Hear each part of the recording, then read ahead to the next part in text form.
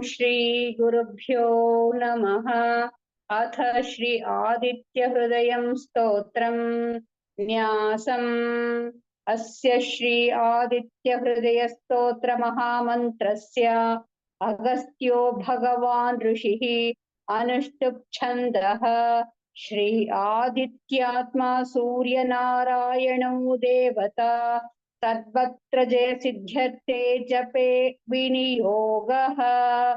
जयतु जयतु सूर्यः सप्तलोकैकदीपम् किरणशमितपापं क्लेशदुःखस्य नाशम्। अरुणकिरणगम्यम् आदिमादित्यमूर्तिम् सकलभुवनवन्ध्यम् भास्करं तन्नमामि।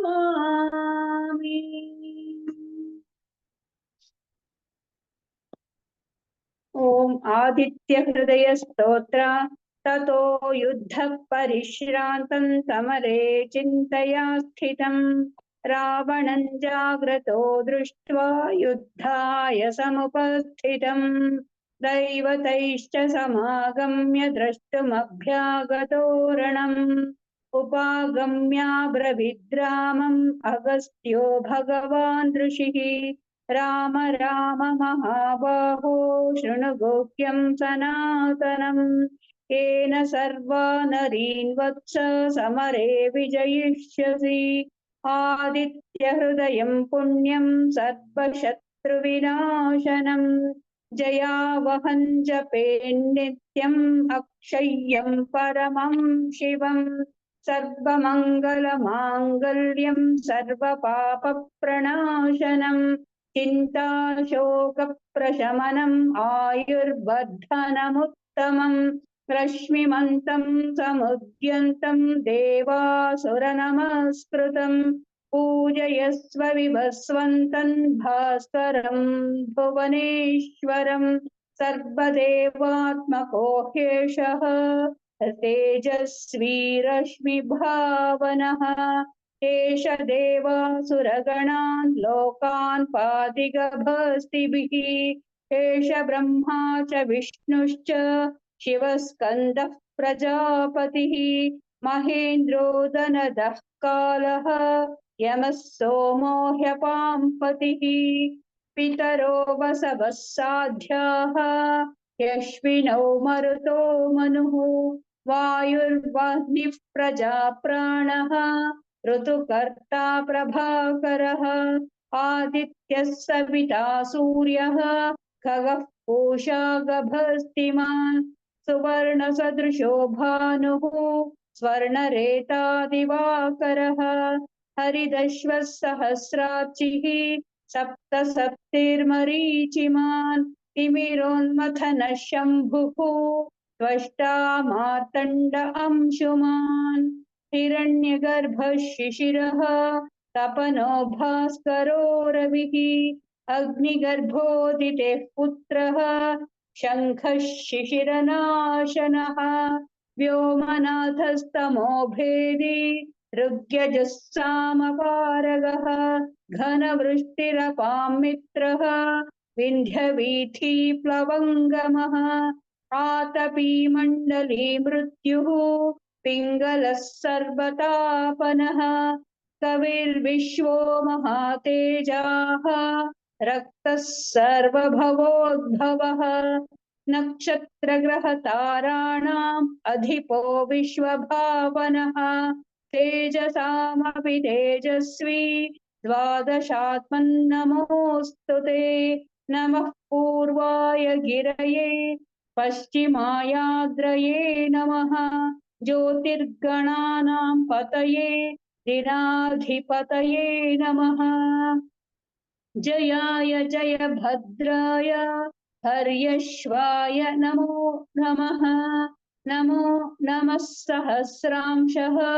आदित्याय नमो नमः नम उग्राय वीराय सारंगाय नमो नमः नमः पद्मप्रबोधाय मार्ताण्डाय नमो नमः ब्रह्मेशानाच्युतेशाय सूर्यायादित्यवर्चसे भास्वते सर्वभक्षाय रौद्राय वपुषे नमः तमोघ्नाय हिमघ्नाय शत्रुघ्नायामितात्मने कृतघ्नघ्नाय देवाय ज्योतिषां पतये नमः तप्तचामीकराभाय वह्नये विश्वकर्मणे नमस्तमोऽभिनिघ्नाय रवये सो लोकसाक्षिणे नाशयत्येष वैभूतम् तदेव सृजति प्रभुः पायत्येष तपत्येषः वर्षत्येष गभस्तिभिः एष सुप्तेषु जागर्ति भूतेषु परिनिष्ठितः एष एवाग्निहोत्रम् च फलम् चैवाग्निहोत्रिणाम् वेदाश्चक्रतवश्चैव क्रतूनां फलमेव च यानि कृत्यानि लोकेषु सर्व एष रविः प्रभुः एनमापत्सु कृच्छ्रेषु कान्तारेषु भयेषु च कीर्तयन् पुरुषः कश्चित् नावसीदति राघव पूजयस्वैनमेकाग्रः देवदेवं जगत्पतिम् एतत् त्रिगुणितं जप्त्वा युद्धेषु विजयिष्यसि अस्मिन् क्षणे महाबाहो रावणं त्वं वधिष्यसि एवमुक्त्वा तदा कस्त्यः जगाम च यथागतम् एतच्छ्रुत्वा महातेजाः नष्टशोको भवत्तदा धारयामास सुप्रीतः राघवः प्रयतात्मवान् आदित्यं प्रेक्ष्य जप्त्वा तु परं हर्षमवाप्तवान् स्थिराचम्य शुचिर्भूत्वा धनुरादाय वीर्यवान् रावणं प्रेक्ष्य हुष्टात्मा युद्धाय समुपागमत् सर्वयत्नेन महता वधे तस्य धृतोऽभवत् अथ रविरवदन्निरीक्ष्य रामम् मुदितमनः परमं प्रहृष्यमाणः निशिचरपतिसंशयो विदित्वा सुरगणमध्यगतो वचस्त्वरेति ततो युद्धपरिश्रान्तम् समरे चिन्तया स्थितम् रावणं जाग्रतो दृष्ट्वा युद्धाय समुपस्थितम् दैवतैश्च समागम्य द्रष्टुमभ्यागतोरणम् उपागम्य ब्रवीद्रामम् अगस्त्यो भगवान् ऋषिः राम राम महाबाहो शृणु गुह्यं सनातनम् येन सर्वा नरीन् वत्स समरे विजयिष्यसि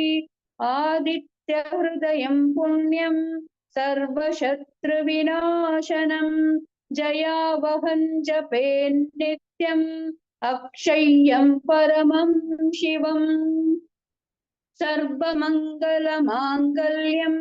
सर्वपापप्रणाशनं चिन्ताशोकप्रशमनम् आयुर्वर्धनमुत्तमम् रश्मिमन्तं समुद्यन्तं देवासुरनमस्कृतं पूजयस्व विवस्वन्तं भास्करं भुवनेश्वरम्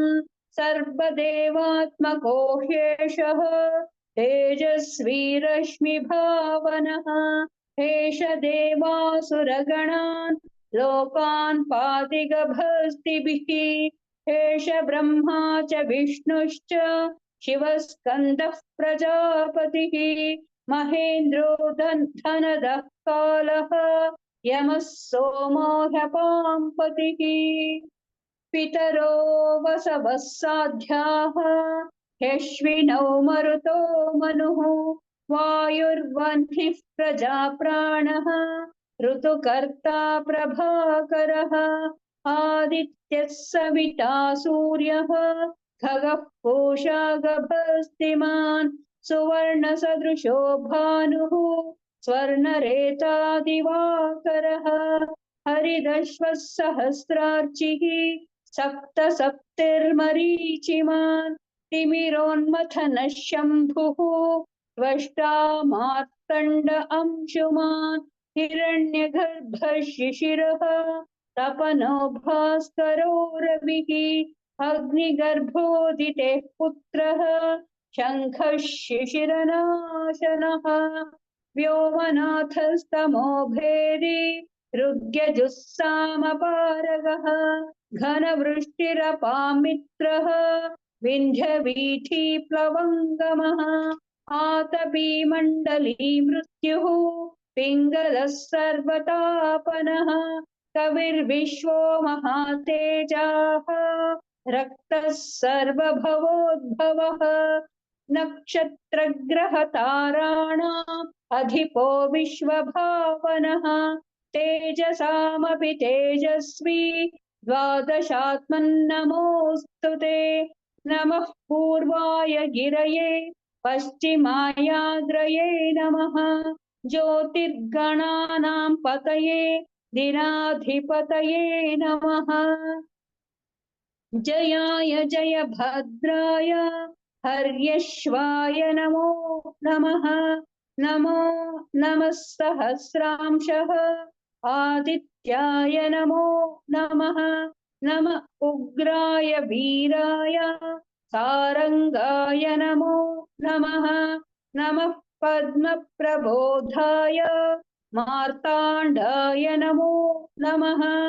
ब्रह्मेशानाच्युतेशाय सूर्यायादित्यवर्चसे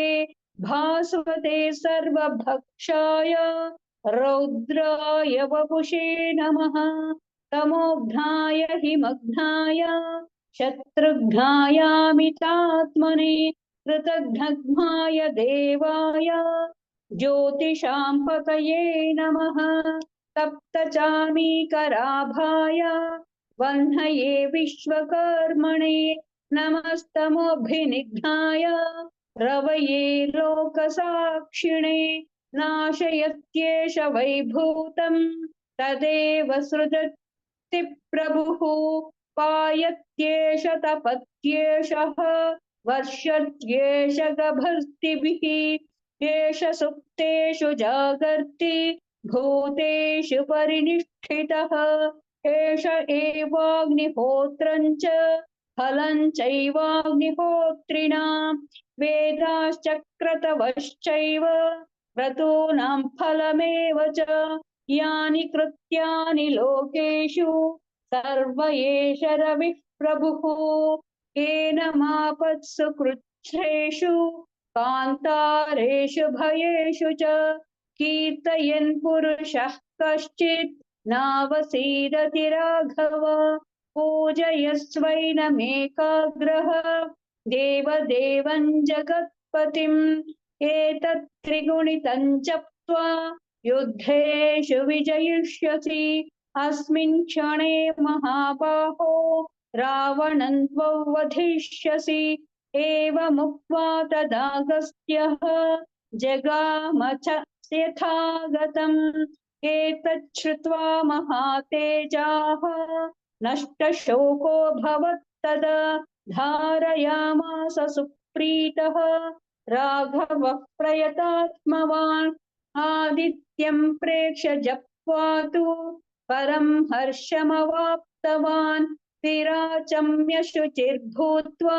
धनुरादाय वीर्यवान् रावणं प्रेक्ष्य हृष्टात्मा युद्धाय समुपागमत् सर्वयत्नेन महता वधे तस्य धृतो भवतु अथ रविरवदन्निरीक्ष्य रामम् मुदितमनः परमं प्रहृष्यमाणः निशिचरपतिसंशयो विदित्वा सुरगणमध्यगतो वचस्त्वरेति ततो युद्धपरिश्रान्तं समरे चिन्तया स्थितं रावणं जाग्रतो दृष्ट्वा युद्धाय समुपस्थितं दैवतैश्च समागम्य द्रष्टुमभ्यागतोरणम् उपागम्य ब्रवीद्रामम् अगस्त्यो भगवान् ऋषिः राम राम महाबाहो शृणु गुह्यं सनातनम् येन सर्वा नरीन् वत्स समरे विजयिष्यसि आदित्यहृदयं पुण्यं सर्वशत्रुविनाशनम् जयावहं जपे नित्यम् अक्षय्यं परमं शिवम् सर्वमङ्गलमाङ्गल्यं सर्वपापप्रणाशनं चिन्ताशोकप्रशमनम् आयुर्वर्धनमुत्तमम् रश्मिमन्तं समुद्यन्तं देवासुरनमस्कृतं पूजयस्व विवस्वन्तं भास्करं भुवनेश्वरम् सर्वदेवात्मको ह्येषः तेजस्वी रश्मिभावनः एष देवासुरगणान् लोकान् पातिगभस्तिभिः एष ब्रह्मा च विष्णुश्च शिवस्कन्दः प्रजापतिः महेन्द्रो धनदः कालः यमः सोमो ह्यपाम्पतिः पितरो वसवः साध्याः यश्विनौ मरुतो मनुः वायुर्वह्निः प्रजाप्राणः ऋतुकर्ता प्रभाकरः आदित्यः सविता सूर्यः खगः पूषा गभस्तिमान् सुवर्णसदृशो भानुः स्वर्णरेता दिवाकरः हरिदश्वः सहस्रार्चिः सप्त सप्तिर्मरीचिमान् तिमिरोन्मथनः शम्भुः त्वष्टा मार्तण्ड अंशुमान् हिरण्यगर्भः शिशिरः तपनो भास्करो रविः अग्निगर्भोदितेः पुत्रः शङ्खः शिशिरनाशनः व्योमनाथस्तमो भेदी ऋग्यजुस्सामपारगः घनवृष्टिरपामित्रः विन्ध्यवीथिप्लवङ्गमः आतपी मण्डली मृत्युः पिङ्गलः सर्वतापनः कविर्विश्वो महातेजाः रक्तः सर्वभवोद्भवः नक्षत्रग्रहताराणाम् अधिपो विश्वभावनः तेजसामपि तेजस्वी द्वादशात्मन्नमोऽस्तु ते नमः पूर्वाय गिरये पश्चिमायाद्रये नमः ज्योतिर्गणानां पतये दिनाधिपतये नमः जयाय जयभद्राय हर्यश्वाय नमो नमः नमो नमः सहस्रांशः आदित्याय नमो नमः नम उग्राय वीराय सारंगाय नमो नमः नमः पद्मप्रबोधाय मार्ताण्डाय नमो नमः ब्रह्मेशानाच्युतेशाय सूर्यायादित्यवर्चसे भास्वते सर्वभक्षाय रौद्राय वपुषे नमः तमोघ्नाय हिमघ्नाय शत्रुघ्नायामितात्मने कृतघ्नाय देवाय ज्योतिषां पतये नमः सप्तचामीकराभाय वह्नये विश्वकर्मणि नमस्तमोभिनिघ्नाय